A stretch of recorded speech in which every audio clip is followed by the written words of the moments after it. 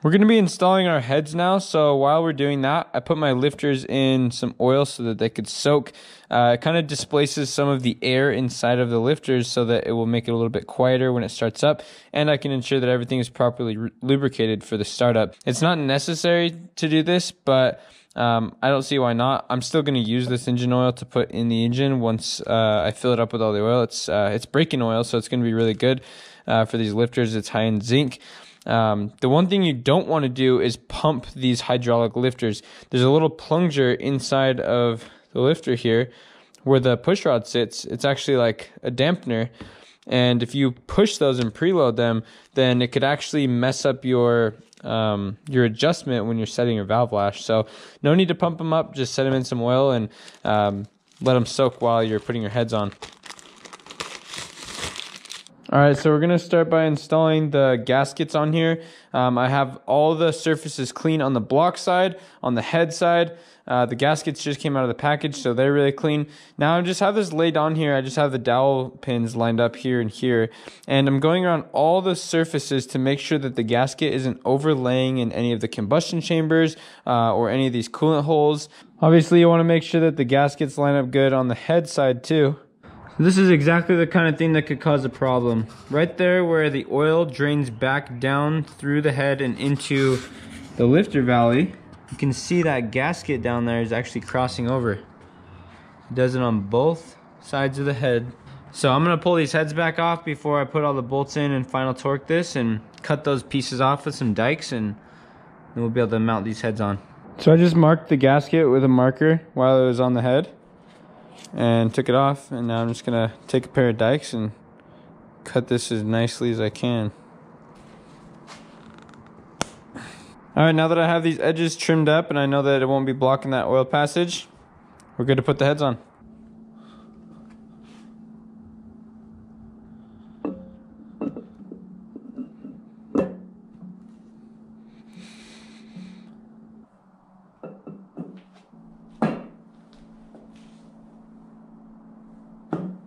I'm just going to run this center bolt down just to hold it in place. If you're not sure which head is which, they are actually completely identical, so they're completely interchangeable, but the only thing that you have to pay attention to is your coolant temp sensor that feeds your gauge is going to go into this head right here. Now, if you use this head, it's okay because it would just flip around this way, but you'd have to take out this plug here and put it in that head if they're switched the other way around. So it's really just a matter of where your plugs are at. But other than the plugs being in the position that they are, the heads are completely interchangeable. The other thing would be these two plugs up front. Those plugs have to be in the front, and on the back, you have these two holes for the steam pipe connection that's going to run the coolant from one head to the other. So those plugs just need to be on the front, and these ones need to be exposed for the steam pipe. As long as you have everything set up that way, it doesn't matter which head goes on which side. Alright guys, so when you're installing your head bolts, you want to make sure that you use some of this thread sealer. Any kind of Permatex thread sealer will work fine as long as it's for high temperature, because remember, you're sealing these threads so that the coolant doesn't seep its way into the oil or the other way around.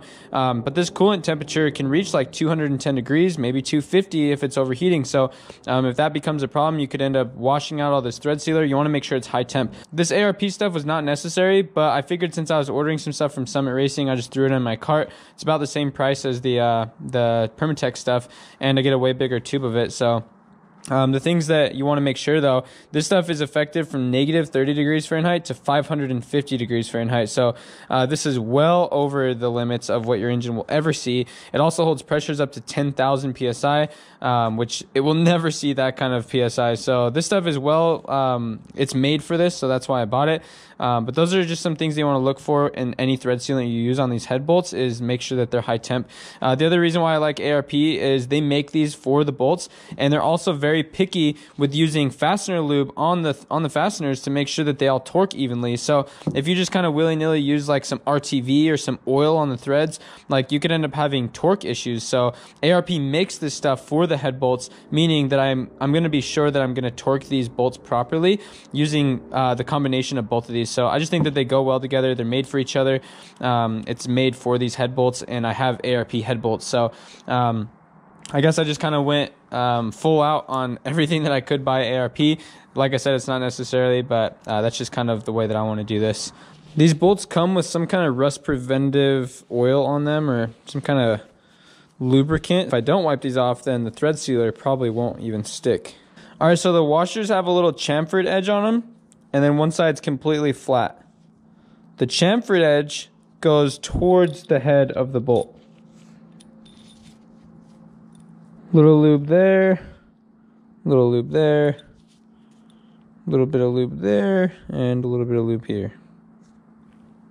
I'm just going to get the first 2 bolts ready so that I can go use those to hold the heads on while I do the rest of these bolts. And that way I don't forget to do those first bolts that I ran in. So a little bit of thread sealant here. So these top bolt holes that go here next to where the rocker arms are going to sit, they don't actually go into coolant passages, but I'm still going to put thread sealant on them because I want all the bolts to torque evenly. And if I put lube on these ones and thread sealant on the rest of them, these ones might not torque the same. I don't know that that's actually a necessary thing to do. You could probably just put the lube on those bolts since they don't run into the cooling jackets.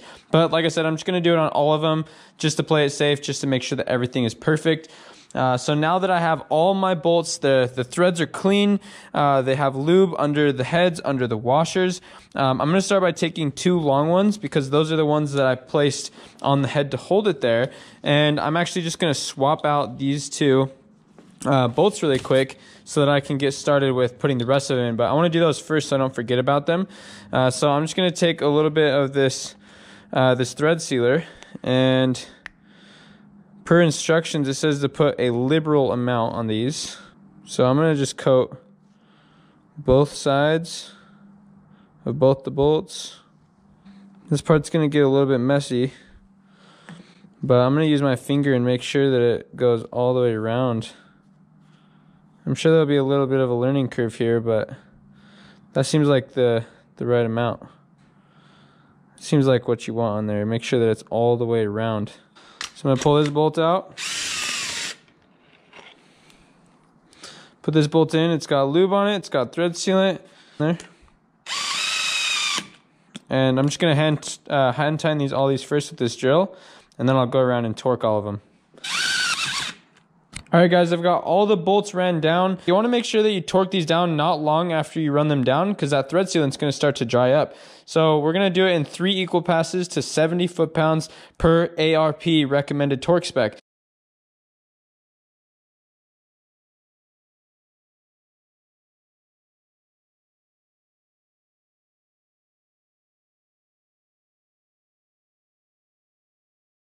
Now we'll go up to 50 foot-pounds. Torque them in the same sequence. And then finally, to the final torque of 70 foot-pounds.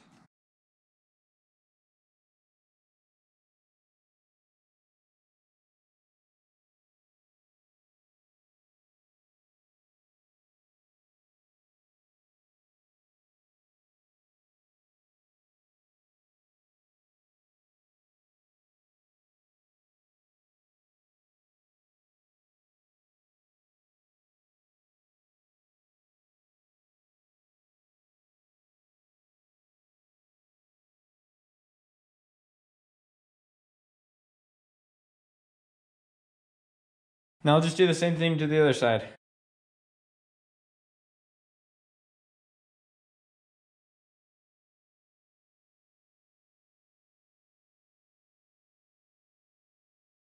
You just want to really make sure you take your time with this. Like, it can be really easy to skip over one bolt and then that one's not going to torque properly. You could end up voiding your warranty. You could end up hurting your engine. You could end up having a leak. Like, lots of things can go wrong if you miss one of these. So make sure you're taking the time to do every single one of these bolts right. Don't skip on one of them. Make sure you properly lubricate all of them and put enough thread sealant on them. And it's going to take some time. There's a lot of bolts on here. So now that I'm done, I'm going to go ahead and clean up all these bolts. There's a lot of assembly lube on them. And I also just wanted to mention as a side note that it's, as I mentioned in a previous video, it's really important that you clean all the threads in the block for these head bolts, because as you saw, a lot of thread sealant goes on these, and they're that way from the factory. So when you go to rebuild this engine and you put new bolts in it, those threads are not going to be clean unless you clean them out. The machine shop might do that for you, but you need to really make sure that all those threads are clean so that the heads get installed properly, and then you don't run into any problems. Just as it's important to put thread sealant on the head bolts, it's also important to put thread sealant on the head studs. Those little studs that are going to go in these marked holes here, that are for the rocker arms. As you can see down in that hole, it's actually a passageway. You see my finger in there? It's a passageway into the intake. So oil could just seep down through that stud and into the intake port and get sucked up and burned in your engine. All right, once your heads are on, we can start installing all of our valve train components. We're going to start with the lifters. There's nothing too special about these, the way they go in or where they go in, but they do have a proper orientation, because as you can see, there's a roller on there for these roller lifters, and obviously needs a roll with the lobes of the cam. If it were to get turned like this, then that roller would chew up the cam pretty quickly. So we're just going to install them. Doesn't matter which way you put them as long as they're facing that direction. We're just going to start dropping them in.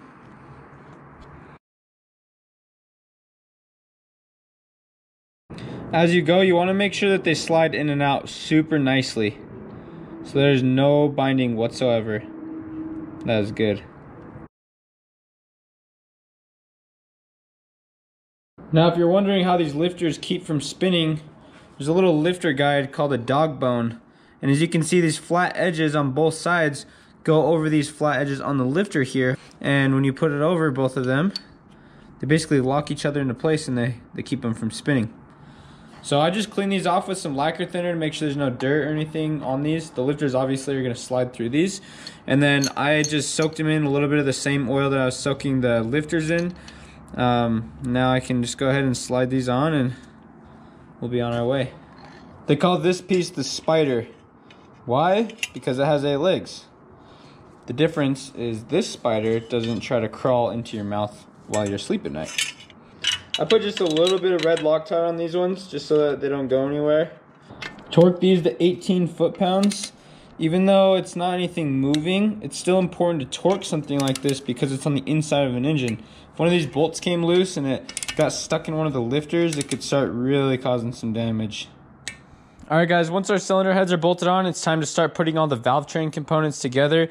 Super exciting. It's going to be the last part of the build, just getting all this valve train stuff done, and then we can start sealing up this motor and get it ready to go in the car.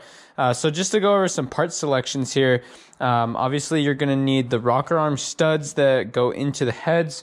They're used here to hold the rocker arms on, and they actually come in 2 different sizes.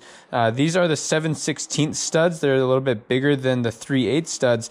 Reason being, with a higher RPM camshaft, you're gonna have heavier valve springs to keep from valve float. And so with that heavier valve spring, you're going to put a lot more tension on that rocker arm. So having a thicker stud is going to help with that. These are recommended by my machinist, and I trust his word. So he has good things to say about these. And then anytime, those studs are part number 1347103. These are going to be the correct length and everything. I'm using stock valve covers, so these aren't going to be too long or anything for those. Rocker arms. This is something you could spend hours researching. There's lots of different opinions on these, what's good, what's not. I ended up going with the non-self-aligning rocker arm. Basically what that means is this rocker arm does not use any kind of ears on the sides of it to align itself on the valve tip. This is a self-aligning rocker arm. As you can see, those little ears on the rocker arm are going to keep that, that tip there from sliding off the valve tip because it can't move. The disadvantage of these, they're a little bit noisier. As you can hear, they wiggle around a little bit because they have a little bit of clearance there, and that makes a little bit of noise. The advantage of these is that they're a little bit cheaper because you don't have to buy guide plates, and they're way easier to install because you simply just bolt them down. You don't have to adjust anything. They're just self-aligning rocker arms, so you can go ahead and just bolt them down. But the ultimate reason why I went with these is because these are going to be a little bit safer for a higher RPM. The reason being since these are self-aligning, these actually have a chance at a really high RPM for this this rocker arm to walk off the tip of the valve there. If this gets moving too quick and it ends up floating or anything like that, this could end up walking off. With these with these non-self-aligning rocker arms, the way that they align themselves on the valve is using these valve guides. Basically, the push rod comes up through these guides here, and the push rod can't move side to side because of these guides. And if the push rod can't move side to side, then neither can the rocker arm. So these actually do have a little bit of clearance to move side to side because they're self-aligning. The non-self-aligning has no clearance. They cannot move side to side. So I can rev this thing out a lot higher and not have any issues with this walking off the valve and causing any problems with that. These rocker arms are part number 1605-8 from Comp Cams. They have really, really good stuff, high quality. They come with the poly-lock nuts on the top here. And then obviously, like I said, with non-self-aligning rocker arms, you have to have valve guides. These valve guides I got to go with the Comp Cam stuff is 4835-8.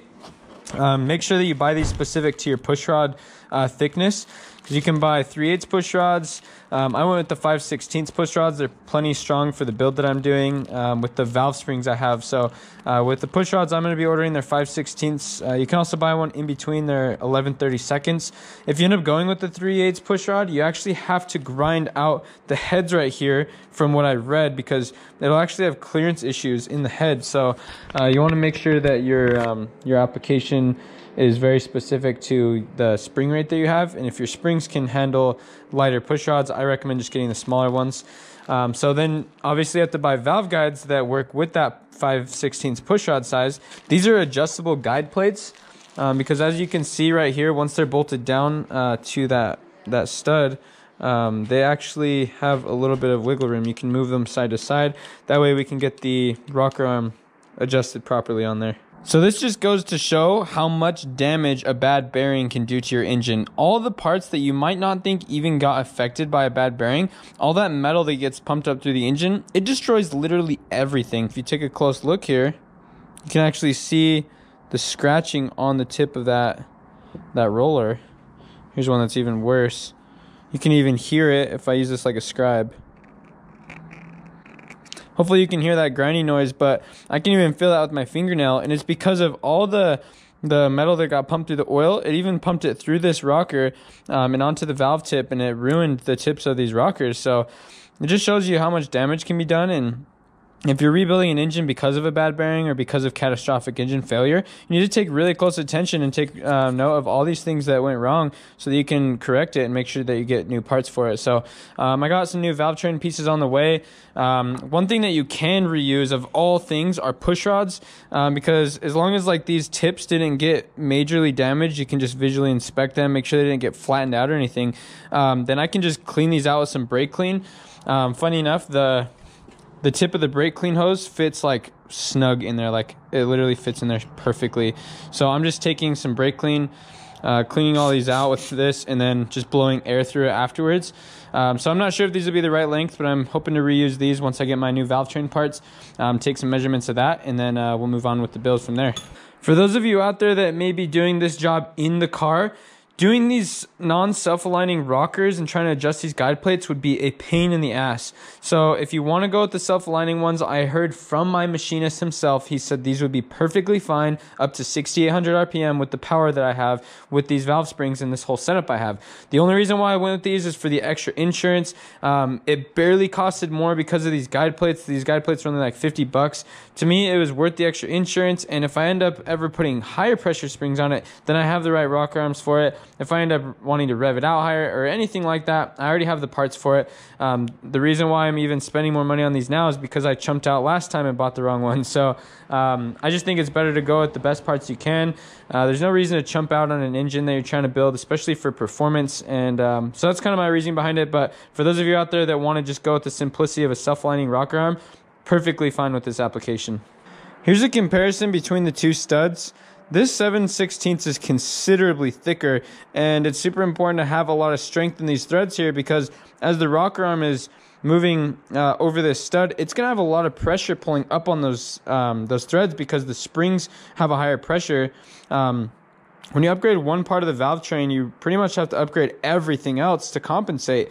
And so that's just kind of how cars work. So expect to have to spend a little bit of extra money on valve train parts and things like this, because they're going to be super critical to be able to make this engine rev safely to close to 7,000 RPM with over 400 horsepower to the wheels.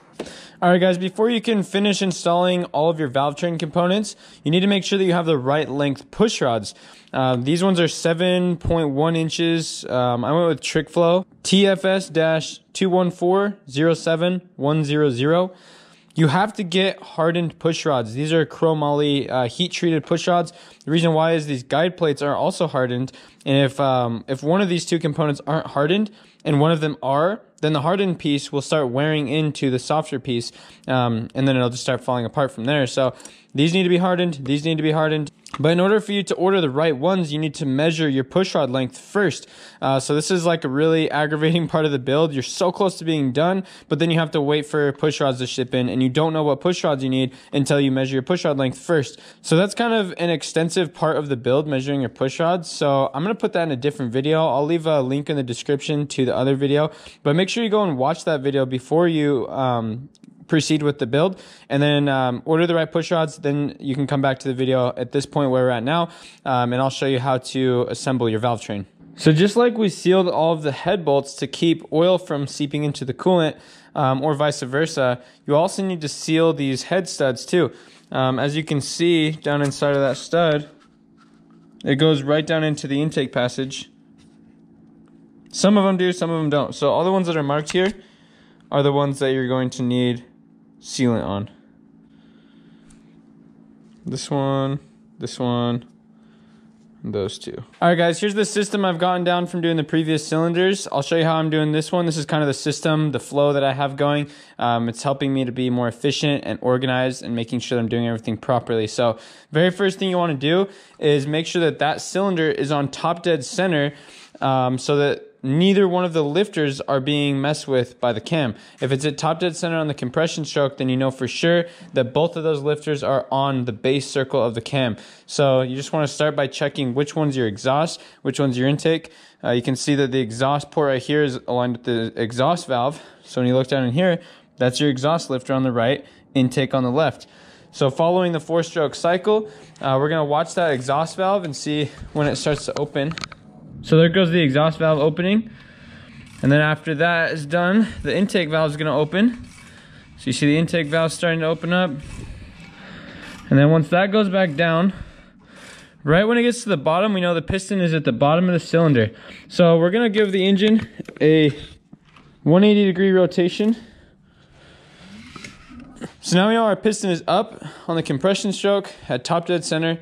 It might not be exactly top dead center, but we know that those valves are on the base circle of the cam. Now we're going to take two of our guides. One of them needs sealant on them. I'm going to put a liberal amount of sealant on these like I did with the head bolts. Just like that, looks good. And then we'll take a set of our guides. So run these down. So we don't want to torque these just yet. Just get them like barely snug. Okay, now that you have your guide plates on, we're going to take two of our push rods and clean them in a little bit of lacquer thinner. Wipe off the outside. Spray out the inside.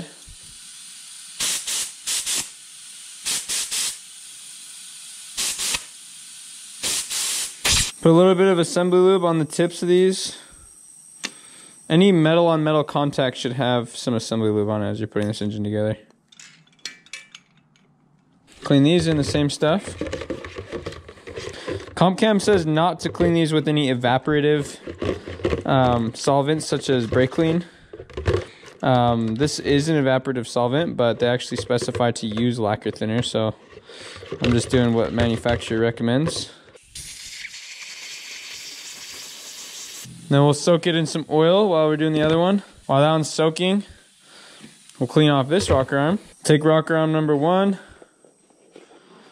Make sure that the chamfered edge for where that poly lock nut goes is facing up, because the bottom doesn't have that little edge in there. Get our other rocker arm, soak this one in oil too. Okay, here's where the adjustment factor comes in. The push rods adjust where the rocker arm sits forward and back on the valve, but these guide plates adjust where it sits side to side on the valve. So to check for your push rod length, it's in that other video. So we just want the center of the rocker arm tip to sit on the center of the valve, obviously on both of them. Once you have those set, carefully remove your rocker arms. Then we're going to torque these to 45 foot-pounds. The way that I found the best to do this without them moving is to start with this right one, where it has only one ear coming through, and just get it snug, just real slowly so it doesn't move. And once it starts to tighten up, then I've been doing this one, and then this right one's kind of holding this one in place so I can get a final torque. And now that this one's super tight, this one's not going to move to final torque it. I'm not really sure why, but that seems to be working really well. And then we'll take our rocker arms and double check to make sure that they didn't move.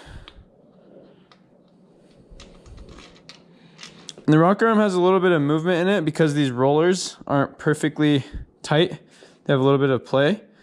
But as long as that rocker arm tip doesn't move off the tip of the valve, then that's where you want it.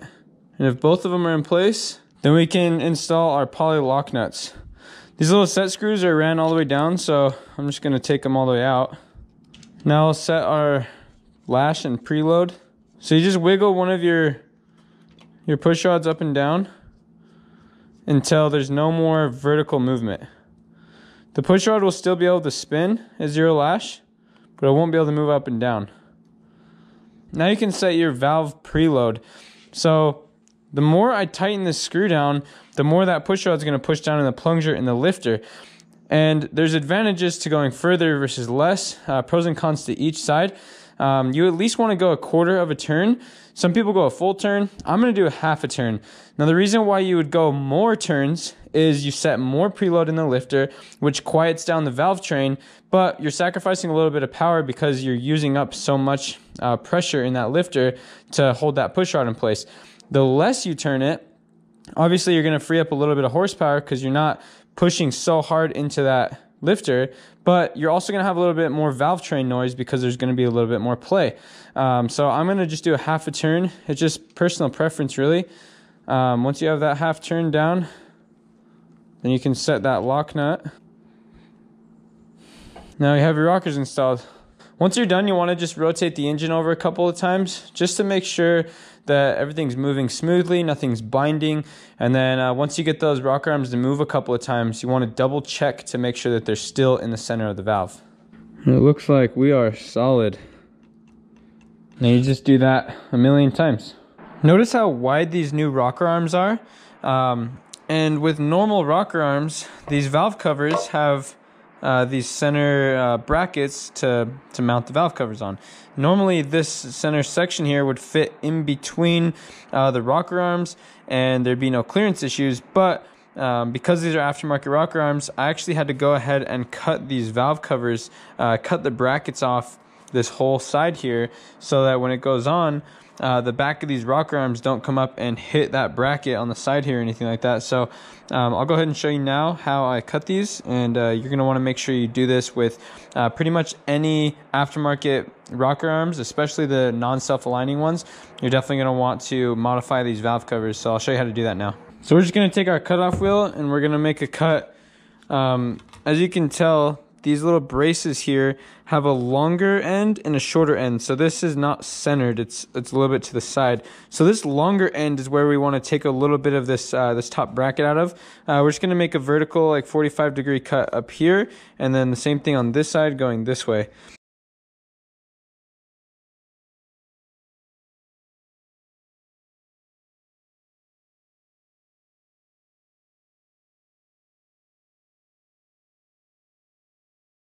Definitely make sure that you have your engine covered up when you do this. There's still plenty of reinforcement in here to hold the valve covers on, so I'm not worried about that being a problem. I ended up going over it with a flapper disc, one of these. This does a really good job at filing down the sharp edges. All right, we have everything reassembled. We got our oil filter adapter plate on, making sure that we'll be able to install this before we fill this thing up full of oil. All of our valve train is completely reassembled. I've gone around and checked everything to make sure that bolts were tight.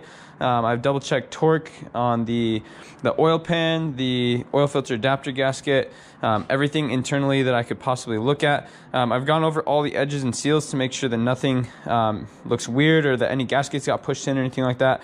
And just kind of done like a solid check to make sure that I'm ready to put some oil in this thing. So I'm gonna do another video on this about what I'm gonna run for break-in oil. For simplicity of this video, all I'm gonna do is put in some conventional 5W30 oil.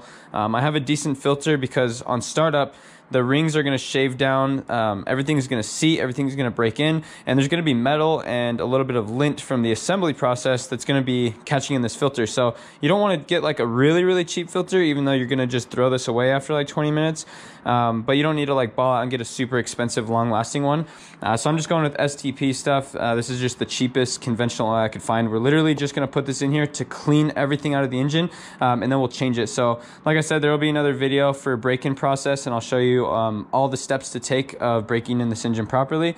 But I'm just going to start by filling this filter up with some oil, and then we're going to prime this engine full of oil so that when we start it up, we know that all the assembly lube has been cleared out, and we know that everything is properly lubricated, and we'll have oil pressure right when we start up the engine.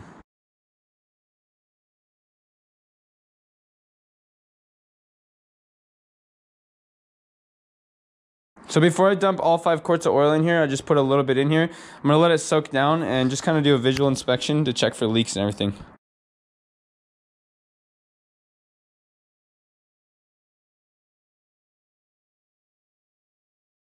All right, well, once we got the engine full of oil, I'm gonna set this intake manifold on here. I'm just gonna like closely line up the bolts to where it's gonna be. And then I'm gonna put the fittings on here for our oil pressure sender. That way we can prime the oiling system and it's not gonna blow out of that hole. Just a little bit of thread sealant on these ones. These all like start to feel really tight and you can just keep going and going, but you really don't need to over tighten them. Just make sure that they are tight and that there's sealant on all of them. Before you can put your intake manifold on, we need to prime the oil pump. So down there in that hole is where the oil pump drive gear is going to go.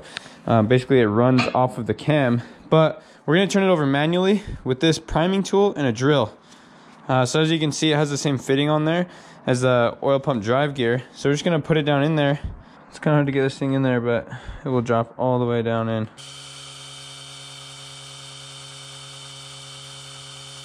And then you want to periodically turn the engine over while you're doing this, or have somebody turn it over while you're priming the pump. All right, so after doing that for a couple of minutes, you'll kind of notice that some of the rockers will fill up more than the others. But if you turn over the engine while it's priming, then all the rocker arms will start to fill up evenly. And once you have that, then you know that the whole system has been primed properly. So now we'll install our oil pump drive gear. I put a little bit of assembly lube on this gear, and then it just slides down in this hole here. And it shouldn't take any force, it should line up.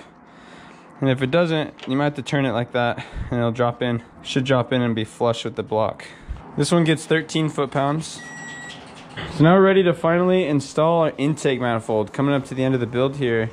Just like always, any clean mating surface is the key to proper sealing when you're putting gaskets on. Just like we did with the head gaskets, you want to line these up with the heads and the intake manifold to make sure that these actually fit around the ports properly. All right, now that you have the gasket set in place, we're going to test fit the intake manifold and make sure that we still have a gap between the front and back of the block, which they call a China wall. Now, when they mill the heads down, that gap gets smaller, so you can't use the cork gaskets that come in the kit. So instead, I'm going to be using the Right Stuff RTV, and we can just kind of create our own gasket in there. But if that was sealed shut all the way, then your heads might be milled a little too much and you might need some modified gaskets, but looks like we're gonna have just the right amount. And I'm also just kind of taking a mental note to know how much gasket sealer I'm gonna need to put in that gap. All right guys, this is something you really only get one shot at, so you wanna make sure everything is perfectly clean and smooth and ready to go. I got all my bolts here lined up in the sequence of where each bolt goes, because some of them are studs and some of them are just bolts. I got thread sealant on all of them because A lot of the threads actually pass down into the lifter valley, so I want to make sure that those are all sealed. I got my surfaces clean on both ends. My gaskets are set in place, and I have my torque wrench ready. The first pass is going to be to 71 inch-pounds. The second pass is going to be to 35 foot-pounds. And the sequence goes like this. You start here. These are the middle bolts right here and here. So you'll go 1, 2, 3, 4, 5, 6, 7, 8, 9, 10, 11, 12. And that's the torque sequence. So I'm going to start by just getting a bead of this on here. First thing I want to do is just get some on the surface here before I even put a bead. And I want to smooth this out with my finger to make sure that all the imperfections are filled in. This is going to create a better seal. I want to push a little bit into those corners there. My hands are clean too, so I'm not putting a bunch of oil into this. And now I can put a fresh bead on here. And I just want to make it about as thick as I need to fill in that gap.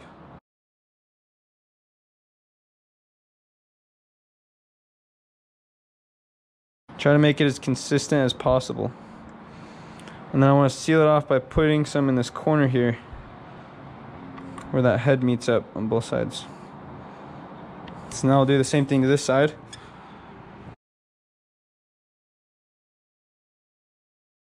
If you have to stack another layer on top of that, you can, if that's not going to be thick enough. And then we want to do the same thing to our intake manifold here, where we just want a nice thin layer there to fill in all the imperfections. All right, this part's a little bit nerve-wracking because if I mess up, then I have to start all over. I have to clean all this off. But basically, you get one shot at this. Just gonna slowly lower it down. Look for your bolt holes. Try to line them up the best you can. And you really don't want to slide this thing around once it's in place. I'm gonna do a quick check to make sure that everything lined up properly. Looks good there. Over here to the back, looks like everything lined up good. That gasket is fully filling in that gap. I'm gonna push it down into place. Now I can start running all my bolts in. I'm gonna run them down in the torque sequence. Now let's start with our first torque sequence to 71 inch-pounds.